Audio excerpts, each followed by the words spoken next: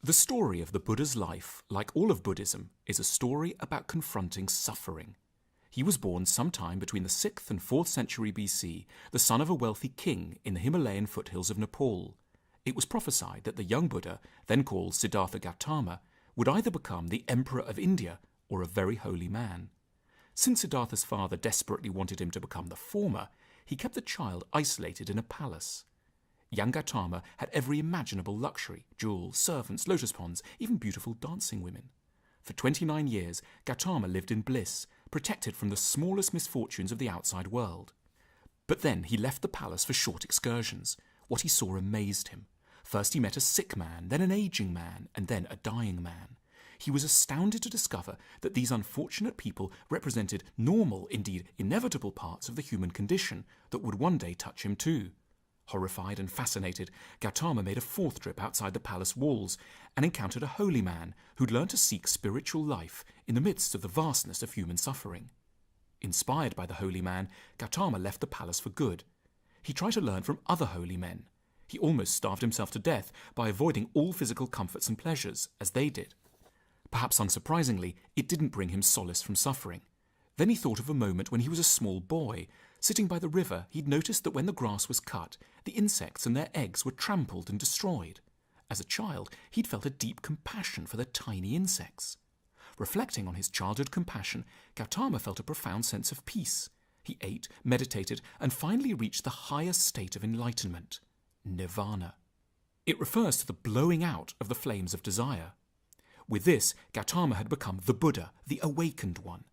The Buddha awoke by recognizing that all of creation, from distraught ants to dying human beings, is unified by suffering. Recognizing this, the Buddha discovered how to best approach suffering.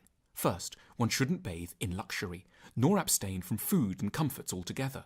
Instead, one ought to live in moderation. The Buddha called this the middle way. This allows for maximal concentration on cultivating compassion for others and seeking enlightenment. Next, the Buddha described a path to transcending suffering called the Four Noble Truths. The first noble truth is the realization that first prompted the Buddha's journey, that there is suffering and constant dissatisfaction in the world. The second is that this suffering is caused by our desires. As the Buddha said, attachment is the root of all suffering. The third truth is that we can transcend suffering by removing or managing these desires. The Buddha thus made the remarkable claim that we must change our outlook, not our circumstances. We are unhappy not because we don't have enough money, love, or status, but because we're greedy, vain, and insecure. By reorienting our minds, we can grow to be content. With the correct behavior and what we now term a mindful attitude, we can also become better people. We can invert negative emotions and states of mind, turning ignorance into wisdom, anger into compassion, and greed into generosity. The fourth and final noble truth the Buddha uncovered is that we can learn to move beyond suffering through what he termed the Noble Eightfold Path. The Eightfold Path involves a series of aspects of behaving right and wisely: right view, right intention, right speech, right action, right livelihood, right effort, right mindfulness, and right concentration. What strikes the Western observer is the notion that wisdom is a habit, not merely an intellectual realization. One must exercise one's nobler impulses on a regular basis, as one would train a limb. The moment of understanding is only one part of becoming a better person.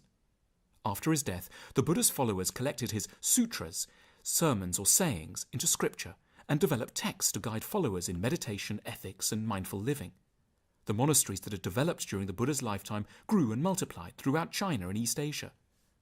For a time, Buddhism was particularly uncommon in India itself, and only a few quiet groups of yellow-clad monks and nuns roamed the countryside, meditating quietly in nature. But then, in the 3rd century BC, an Indian king named Ashoka grew troubled by the wars he had fought and converted to Buddhism. He sent monks and nuns far and wide to spread the practice. Buddhist spiritual traditions spread across Asia and eventually throughout the world. Buddha's followers divided into two main schools: Theravada Buddhism, which colonized Southeast Asia, and Mahayana Buddhism, which took hold in China and Northeast Asia. Today, there are between 0.5 and 1.5 billion Buddhists in both East and West, following the Buddha's teachings and seeking a more enlightened and compassionate state of mind. Intriguingly, the Buddha's teachings are important regardless of our spiritual identification. Like the Buddha, we're all born into the world not realizing how much suffering it contains, and unable to fully comprehend that misfortune, sickness, and death will come to us too. As we grow older, this reality often feels overwhelming, and we may seek to avoid it altogether. But the Buddha's teachings remind us of the importance of facing suffering directly. We must do our best to liberate ourselves from the grip of our own desires, and recognize that suffering can be viewed as part of our common connection with others, spurring us to compassion and gentleness.